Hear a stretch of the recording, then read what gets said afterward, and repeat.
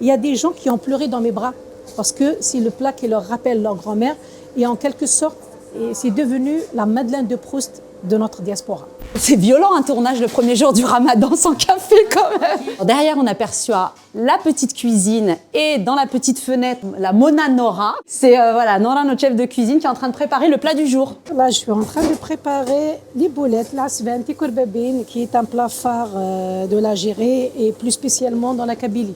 C'est un constat que j'ai fait où je ne trouvais pas normal de ne pas trouver la cuisine algérienne dans les quartiers parisiens, les quartiers d'affaires, de bureaux.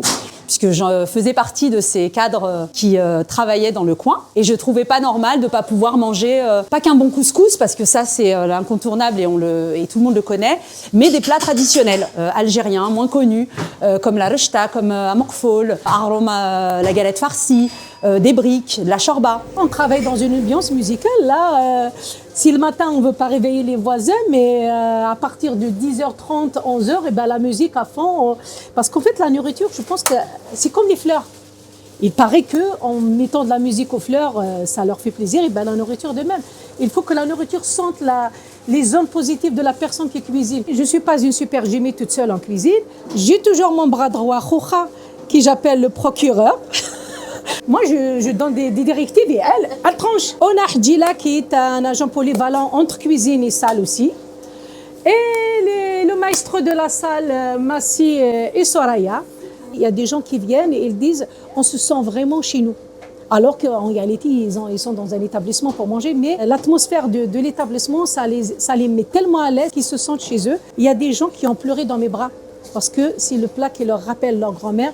Et en quelque sorte, c'est devenu la Madeleine de Proust de notre diaspora. Chez Majouja, c'est vrai que j'aime toujours nous présenter comme une cantine trendy. Et c'est vrai que c'est pas pour rien. C'est-à-dire que moi, l'objectif, c'était pas d'ouvrir un lieu où on propose juste à manger. Bien évidemment, on propose à manger, on propose de la bonne cuisine algérienne, mais l'idée, c'était aussi de proposer une expérience aux personnes qui viennent, parce que voilà, on est sur un concept de cantine pour la pause déjeuner dans un quartier d'affaires. Montrer que la cuisine algérienne, c'est pas une cuisine où on doit s'installer pendant 3 heures à table et prendre 3 heures pour digérer derrière. Montrer que la cuisine algérienne, on peut la manger de façon nomade. Elle peut être healthy, elle peut être saine, équilibrée. Ça, c'est de la galette la kasra normale. En fait, c'est ça que je farcis. On peut dire c'est la pizza pizza kabyle.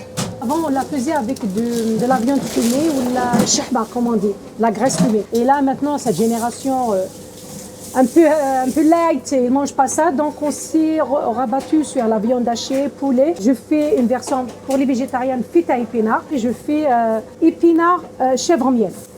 C'est un sucré salé qui en parle beaucoup.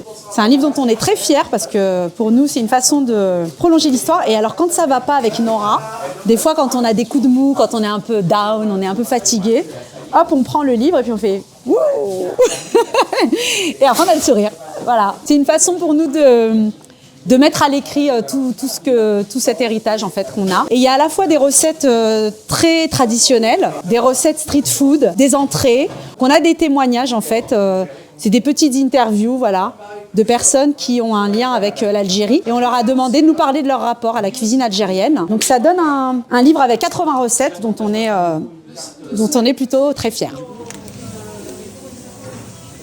Numéro 2.